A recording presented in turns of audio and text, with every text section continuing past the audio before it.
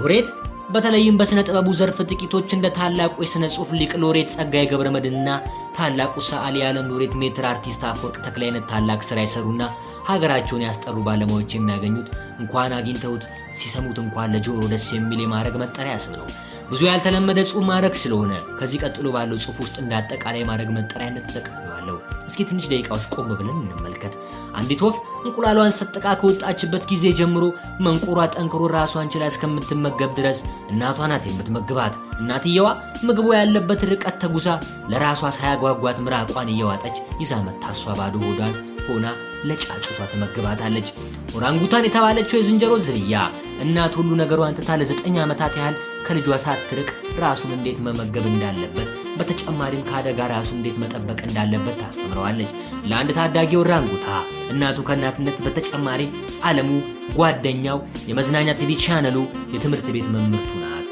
ኦክቶፐስ የተባለችው የባህር ውስጥ አሳ ዝርያ አንዲት እናት ልጆችን ለመውለድና ለማሳደግ ከባድ መስዋዕትነትን ትከፍላለች።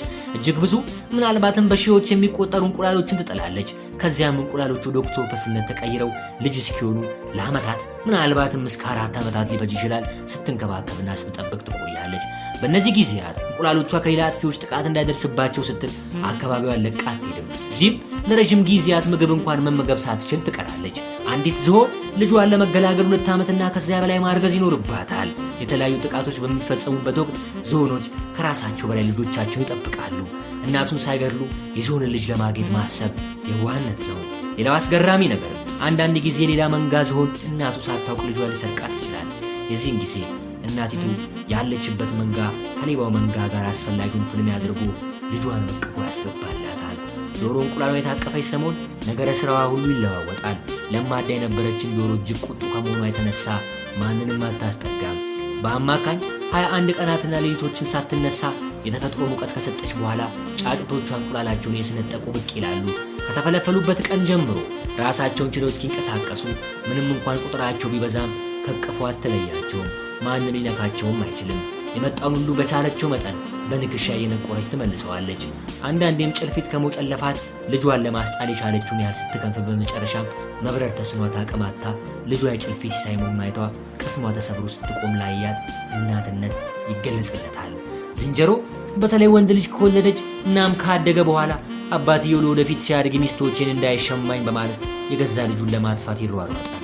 እሷም ልጇን ከሞት ለማትረፍ በየቁጥቋጦ በየስርቻውና በየገደላ ገደሉ የተንጠላጠለች ሕይወቱን ሸሽጋ ትታደገዋለች።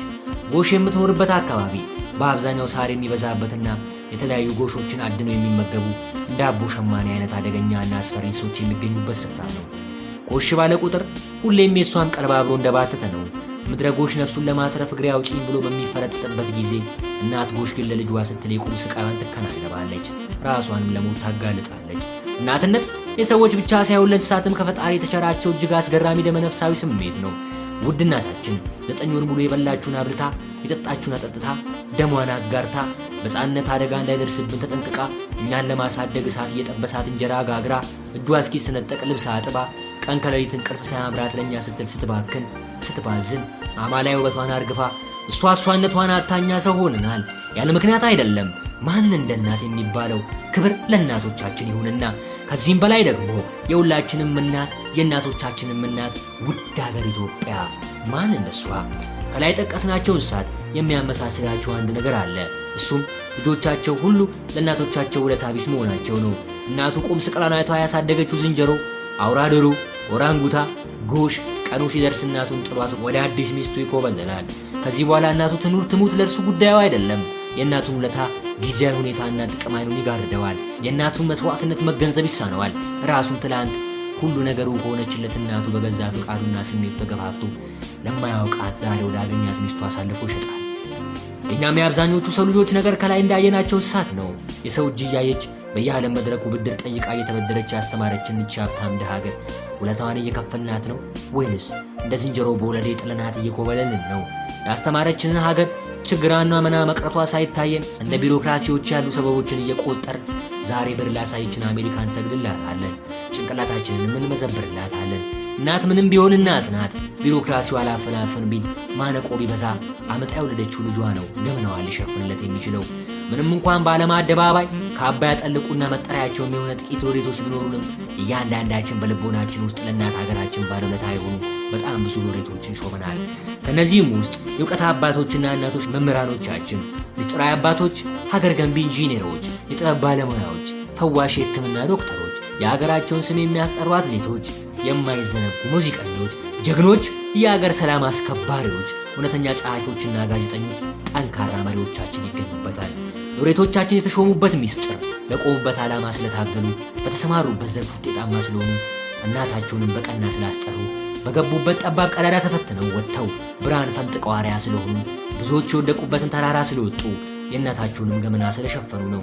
እንደዚህ ሲሆን ነገሩ እናታችንም በእኛ ትደሰትብናለች፣ አምላክም የልብ ጸሎታችንን ይሰማናል፣ ሌሎችም የተጋረደባቸው ሀቅ ይገልጥላቸዋል። በእርግጥ እኔ እንደማስበው አንድ ሰው ሎሬትነቱን ለማስጠበቅ ወይም ለእናት ሀገሩ ምላሽ ለመስጠት ግዴታ ሀገር ውስጥ ብቻ መሆን አይኖርበትም። በሌላ ባዕድ ሀገር ሊሆን ይችላል። በተጨማሪም እውቀቱን ለማሳደግ ባህር ማዶ ሊሻገር ይችላል። ነገር ግን መጀመሪያ አለበለዚያም ዘግይቶም ቢሆን ለሀገሬ ለውለታዋ ምን አበረክቻለሁ የሚለውን የህሊና ጥያቄ ሊመልስ ይገባዋል። በአሁኑ ጊዜ ተነባቢ ከሆኑና ቁም ነገር ካላቸው መጽሐፍቶች አንዱ በዶክተር አለማየሁ ዋሴ እሸቴ የተጻፈው ዝጎራ ነው። የሰው ጽሑፍ በሰፊው ማስቀመጥ ተገቢ ባይሆንም ይህንን ጽሑፍ ያነበበ ሰው ሁሉ ተመልሶ ዝጎራን ተያይዞም ከሱ በፊት የተጻፈውን በጓ እንዲያነበው ለመጋበዝ ያክል ነው። እናም ከመጽሐፍ ውስጥ ልቤ ላይ ተሰንቅረው ከቀሩ መልእክቶች ውስጥ አንዱ እንዲህ ይላል። ዝጎራ ገጽ 73 ኢትዮጵያ ቁስሏን በጨዋ ጥቦ ዘይት ቀብቶ በንጹህ ሻሽ የሚያስርላት እንጂ ሀገር ማዶ ሆኖ በትውልድና በደሙ ብቻ ያውም ወረቀት ላይ የማይሰፍር ማስተዋወቅ ብዙ ይጠቅማታል ብዬ አላምንም።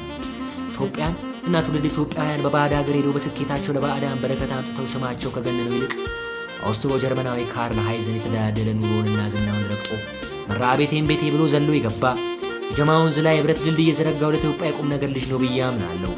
ያለ ዕድሜ ጋብቻ በፈጠረው ቀውስ በወሊድ ተጎድተው ሽንታቸውን ለመቆጣጠር ተስኗቸው ከረፋቸው ተብለው የተገፉ በሺዎች የሚቆጠሩ ሴቶችን ሕይወት ለመቀየር የምዕራቡን ዓለም ትተው የቀረውን ዘመናቸውን ለዚች ውብ ሀገር ኢትዮጵያ ያበረከቱት ጥንዶች ዶክተር ሐምሊንና ባለቤቱ ለኢትዮጵያ የበለጠ ይቀርቧታል።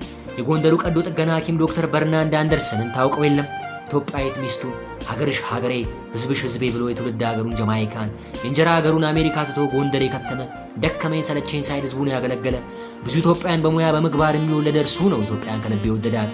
በአንድ ወቅት አንዲት እናት ከደዌያቸው ስለፈወሳቸው ከስቃይ ስለገላገላቸው ተደስተው የተባረኩትን የሙያ እጆቹን ስመው ሲያበቁ መቀነታቸውን ፈተው 10 ብር አወጡና በል በዚህ ምሳህን ብላ ይሉታል።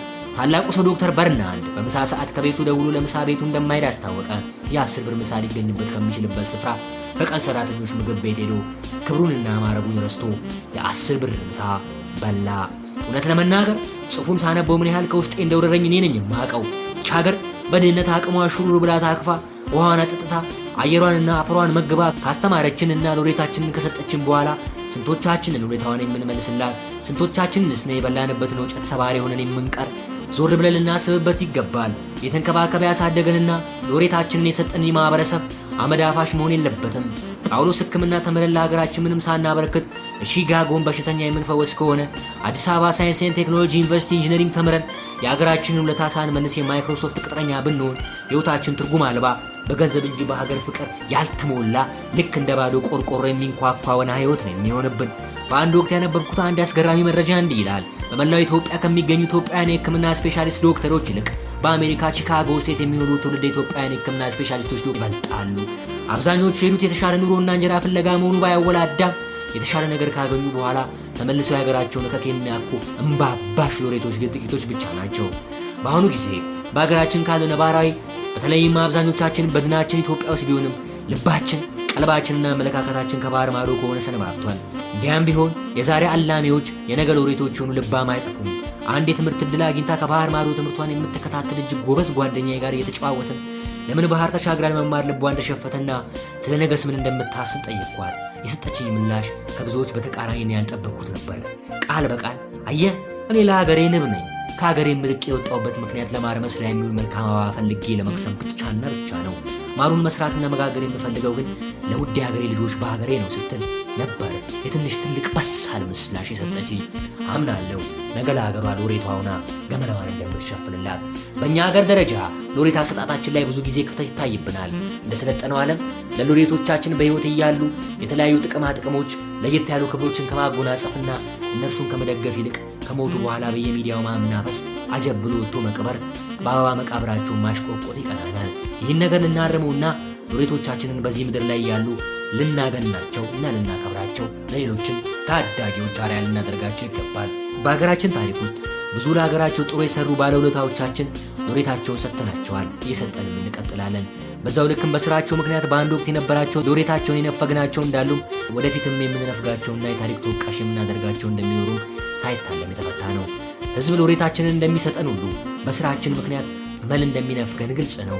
በአንድ ወቅት የሀገራችንን ባንዲራ በዓለም አደባባይ ከፍ አድርገው የነበሩ አትሌቶቻችን አሁን ግን ዜግነታቸውን ቀይረው በሌላ መለያና ባንዲራ ሲሮጡ ያካባቸው የነበረው ኢትዮጵያዊነት ከነቀልባቸው ርቋቸዋል። ይህ ነው እንግዲህ ሎሬትነትን መነፈግ ማለት።